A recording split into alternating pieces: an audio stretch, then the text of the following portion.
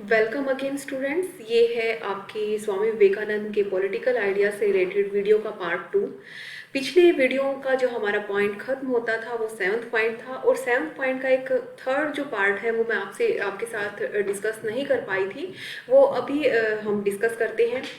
Third जो point है वो ये कहता है कि स्वामी विवेकानंद जो है मार्क्सवाद के धर्म और क्रांति संबंधी विचारों में विश्वास नहीं रखते थे। सबसे पहले हम ये जान लें कि क्यों विश्वास नहीं रखते थे, ऐसा क्या था मार्क्सवादी विचारों में धर्म और क्रांति को लेकर जिसमें वो बिलीव नहीं करते हैं। देखिए, मार्क्सवाद क्या कहता है कि जो धर्म है, धर्म एक अफीम की तरह है। धर्म व्यक्ति को कर्महीन बना देता है। क्यों? क्योंकि अगर किसी प्रकार का उसे दुख होता है, उसे कष्ट पहुंचते हैं कहीं किसी भी तरीके से, तो वो अपने कष्टों का निवारण करने की बजाय वो सारा कुछ ये सोचकर सहन कर लेता है कि ये तो भगवान की देन है, पिछले कर्मों का मेरा जो है मैं भोग रहा हूँ। तो क्या करेगा, पूजा पाठ करने के लिए, भगवान को खुश करने के लिए बैठ जाते हैं कि आप हमारे दुखों का निवारण करें। तो इस विचार को जो है कार्ल मार्क्स जो है कहता है कि ये जो धर्म है व्यक्ति को कर्महीन बनाता है, बल्कि उसे करना क्या चाहिए, जो अत्याचार कर रहा है या जिस वजह से दुख उत्पन्न हुए हैं उन पीड़ाओं को खत्म करने के लिए उठ खड़ा होना चाहिए। तो ऐसा मार्क्स के धर्म संबंधी विचार थे, जहाँ पर जो है वो इसीलिए वो कहते हैं कि धर्म भगवान ये चीज़ें खत्म हो जानी चाहिए। लेकिन स्वामी विवेकानंद इस चीज़ को डिनाई करते हैं। वो कहते हैं कि नहीं, धर्म जो है एक जरिया बन जाता है आपकी आध्यात्मिक शांति के लिए। कहीं ना कहीं आपके अगर मानसिक शांति आपके साथ होगी तो आप सुखों को भी और आप हर तरह के सुखों को पाने के लिए प्रयास करेंगे, और हर तरह की जो कष्टकारी स्थिति है उसको आप सहन कर जाएंगे। तो दूसरा, रिवोल्यूशन। देखिए, रिवोल्यूशन यानी क्रांति। क्रांति को जो है बड़े ही अलग शब्दों में लोग स्पष्ट करते हैं। क्रांति को कई लोग हिंसा से जोड़ देते हैं, कई खून खराबे से जोड़ देते हैं। ये मैं पहले पिछली वीडियो भगत सिंह की वीडियो में भी मैं आपके साथ डिस्कस कर चुकी हूँ कि रेवोल्यूशन का मतलब जो है किसी तरह की हिंसा और खून खराबा नहीं होता है। इसका मतलब होता है कि सामाजिक, आर्थिक, राजनीतिक हर प्रकार की जो परिस्थिति है उस देश में, उस जगह पर, उस परिस्थिति को बदलना, चाहे वो हिंसात्मक तरीके से ही क्यों ना बदली जाए, लेकिन सामाजिक परिस्थिति को बदलना क्रांति कहलाता है। अब इसमें आप शांतिपूर्ण तरीके से बदलाव कर सकते हो, और आप क्रांति जो है हिंसात्मक साधनों से के साथ ही बदलाव कर सकते हो। लेकिन मार्क्स मानते हैं कि जो रूढ़िवादी चीज़ें हैं काफ़ी समय से चली आ रही है, वो अचानक से नहीं बदलेंगी। उसके लिए आपको अगर हथियार उठाने पड़े, हिंसा करनी पड़े, तो वो आपको करनी चाहिए।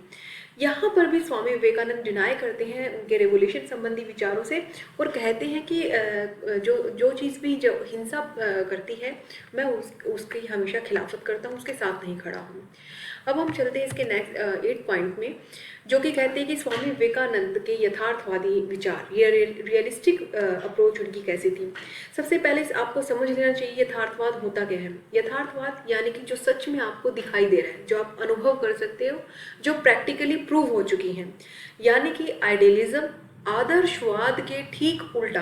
आदर्शवाद में हम क्या करते हैं, बहुत अच्छी अच्छी बातें करते हैं कि ऐसी चीज़ें होनी चाहिए, समाज बहुत अच्छा होना चाहिए, लेकिन वो कैसे होगा, कैसे करके दिखाया जा सकता है, इसके बारे में आदर्शवाद मौन रहता है। तो यहाँ पे ठीक उल्टा जो है आदर्शवाद का यथार्थवाद है। स्वामी विवेकानंद को भी देखोगे कि उन्होंने सिर्फ अच्छी अच्छी बातें ही नहीं की हैं, उन्होंने देश में भ्रमण किया, विदेशों में भ्रमण किया अपनी चीज़ों को फैलाने के लिए। उन्होंने प्रूव करने की कोशिश की अपनी बातें साइंटिफिक तरीके से। तो वो एक यथार्थवादी कहलाते हैं। यथार्थवाद वो है जो विज्ञान और तर्क के बहुत अधिक नज़दीक होता है, जो आदर्शवादी बातें नहीं करता है। तो जो उनका वो कहते हैं कि सोशल रिफॉर्म्स, अगर समाज में किसी प्रकार का बदलाव करना चाहते हैं तो वो आइडियलिस्टिक जो है नज़रिए से ना करें, आप प्रैक्टिकली चीज़ों को करें, इम्पेरिकल यानी कि अनुभववादी अप्रोच के साथ करें, अधिक वैज्ञानिक सोच के साथ करें। स्वामी विवेकानंद कहते हैं कि मैं गरीब को अगर भाषण देना शुरू करूं, आदर्शवादी बातें बताना शुरू करूं कि आपकी गरीबी दूर हो जाएगी, कहते हैं कि वो ये कोई भी गरीब आदर्शवादी बातें अगर उसका पेट भरा होगा तभी सुनेगा।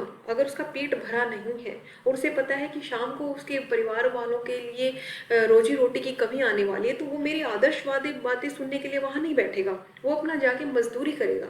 तो वो कहते हैं कि पहले गरीब का पेट भरे, पहले आप अपनी भूख आर्थिक तौर पर इतने सक्षम हो जाए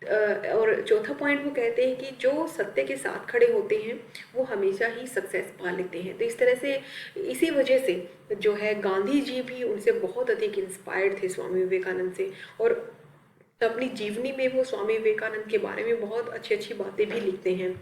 तो सत्य अहिंसा का कंसेप्ट जो है उसको वो हमेशा बिलीव करते थे। 13वां पॉइंट जो है importance to the each individual, यानी प्रत्येक व्यक्ति को महत्व देना। देखिए उनका एक बेसिक, उनकी थॉट का, आध्यात्मिक शिक्षा का एक बेसिक आधारभूत जो नोट था वो ये था कि मानव सर्वश्रेष्ठ है, मानव सबसे बढ़कर है, तो मानव सेवा की ओर बढ़े। आप अगर मानव सेवा करेंगे तो आप अपने परिवार की सेवा, अपने देश की सेवा और पूरे विश्व की सेवा कर रहे हैं।